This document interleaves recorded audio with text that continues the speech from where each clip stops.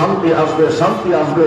আমরা তাসবিহ নামে আল্লাহর জিকির না করলেও শান্তির জিকির করি, যে কিছুদিন পরে শান্তি আসবে।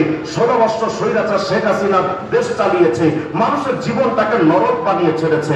আমরা 24 সালে জ্ঞান ফিরলো যে না, এই সরকার দিয়ে রাখা যাবে না, নামা তারিখ আন্দোলন করলাম। এমন আন্দোলন তো আমরা অতীতেও এরশাদের বিরুদ্ধেও করেছি, বিএনপির বিরুদ্ধে আন্দোলন হয়েছে, জিয়ার বিরুদ্ধে আন্দোলন হয়েছে, মুজিবের বিরুদ্ধে আন্দোলন হয়েছে। আমাদের অবস্থাটা হলো এমন, যেই সরকার যখন থাকে, আরে নামা এডারে, এটা দিয়ে হবে না, এ দিয়ে সরকার চলবে না, নামা আন্দোলন কর। আন্দোলন করলাম, দুদিন পর আন্দোলন আবার অন্য একটা সরকার যখন আসলো, তখন মনে মনে ভাবলাম যে না, এদের দিয়েও তো হবে না। ওরাও তো ক্ষমতা আসার আগে বলেছিল দুর্নীতি বন্ধ করব, চুরি ডাকাতি বন্ধ করব, জেনাবা বিচার বন্ধ হবে। কিন্তু তারাই ক্ষমতায় আসার পর সর্বপ্রথম দুর্নীতি দিয়া বিসমিল্লাহ করে শুরু করে বেগমপাড়ায় বাড়ি বানায়। তারাই তো সর্বপ্রথম সুইস ব্যাংকে কোটি কোটি ডলার সেখানে জমা করে রাখে। কিছুদিন আমরা যখন চললাম, তখন মনে মনে ভাবলাম যে না, এই সরকার আগের সরকারের মধ্যে তফাৎ নাই, চল আবার আন্দোলন করি, আবার ওটারে নামা, আবার নামাইলাম। এভাবে করে 54 বছরে শুধু সরকার পরিবর্তন করেছি। 24 সালে এসে আমরা দ্বিতীয় স্বাধীনতা সংগ্রাম করে আবার সরকারকে বিতাড়িত করে স্বপ্ন দেখলাম যে ডক্টর ইউনূসের দ্বারা হবে, নিয়ে আয় তার আমেরিকা থেকে আইনা বসাইলাম তার মুক্তির মতো।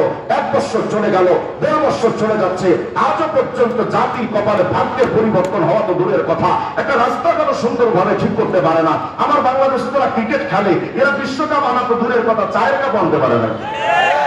আজও পর্যন্ত ডক্টর ইউনূসের দ্বারা কোনো পরিবর্তন হলো না। আমরা স্বপ্ন দেখছি যে না, ইউনূস তো আন্তর্জাতিক প্লেয়ার, হয়তো সে কিছুদিন পরে সুন্দর করে আমার রাষ্ট্রটাকে সুন্দর করে গড়ে দিবে, সোনায় মুড়িয়ে দিবে।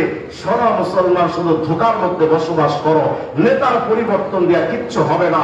আল্লাহ বলেছেন ওয়ামান আরাদা আন যিকরি ফাইন্না লাহু মাঈশাতান যানকা।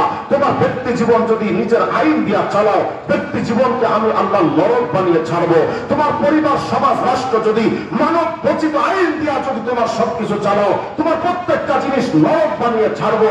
সুতরাং সুস্পষ্ট কথা হলো, সরকার একটার পর একটা আসবে যাবে, আসবে যাবে, আমরা শুধু শান্তির আশায় থাকবো, শান্তি আসবে না।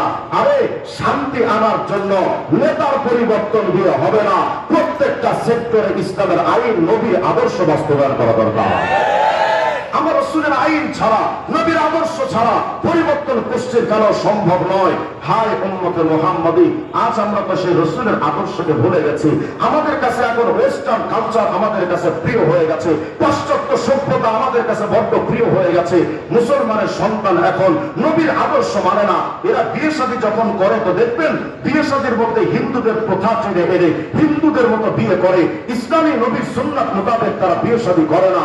আমাদের ব্যবসা বাণিজ্যের দিকে তাকাইলে হিন্দুরা তাদের খরিদ্দারদেরকে ঠকায় না, খোঁজ নিয়ে